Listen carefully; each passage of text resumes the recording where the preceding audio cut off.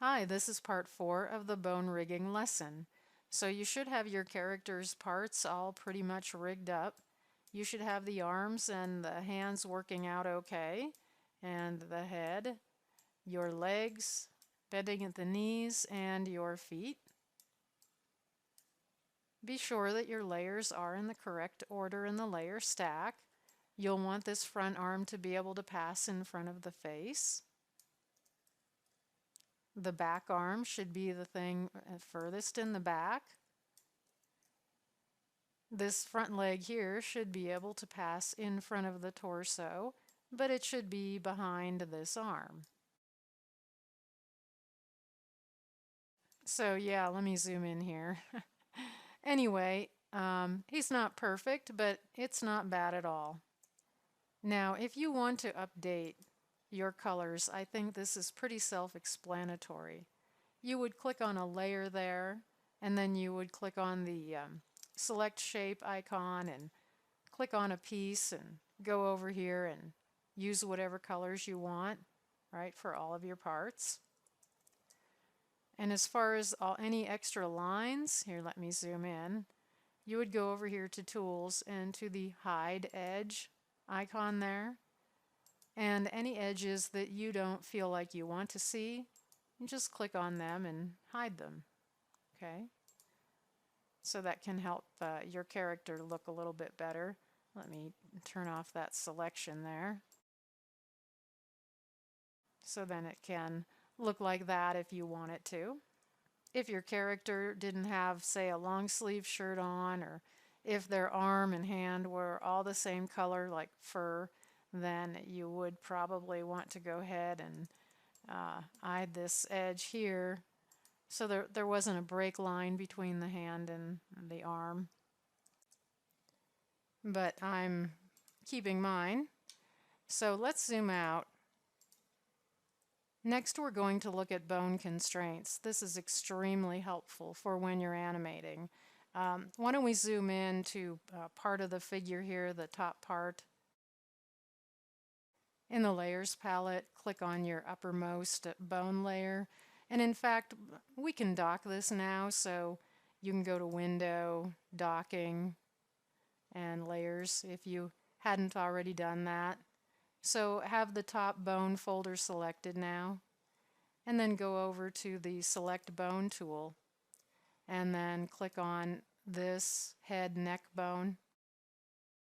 And up here in the bone settings, click on this drop down for bone constraints, and click on the check mark for angle constraints.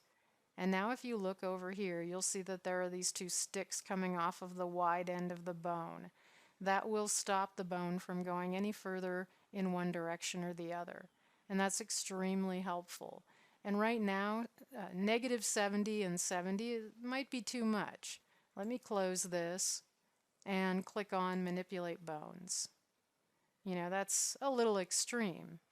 So all you do, again, going back to the Select Bone, clicking here on the drop down. If you click in here and wheel the mouse around, then you'll see that these will change.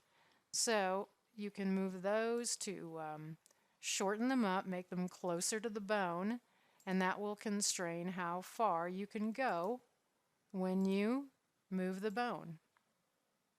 The arms and the legs are extremely important because you can end up with unnatural bends in here. So go over here to the Select Bone icon and click over here on, let's see, it's going to be this bone here, the lower arm bone. And then click on the drop down for bone constraints and put a check mark here. And you can see that it's going to allow you to bend this arm backwards that way. Well, our arms don't do that. So if you click over here in this field and you change this to a 0, well, here, I'll just type it in. And the other one actually can be a greater than 70 number. Okay, our arms can fold in all the way. So I'll just try 145 and click close, and then test that with Manipulate Bones. So if I pull back, I can't go back, right? and that's good.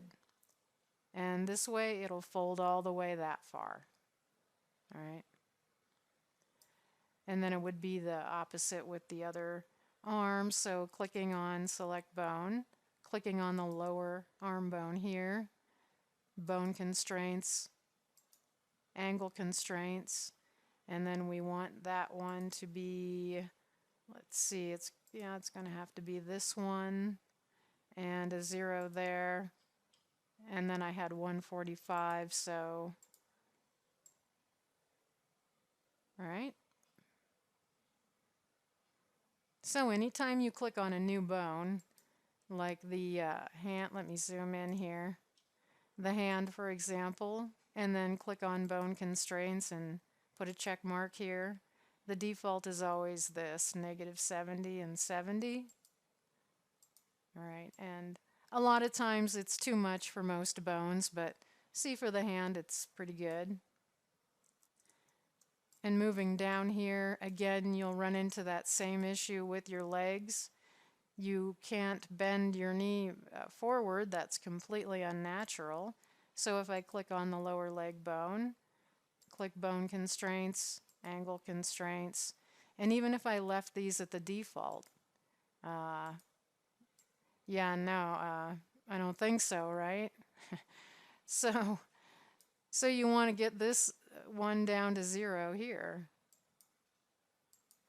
So let's see, which one is it? Not that one. Okay, so a 0 for that.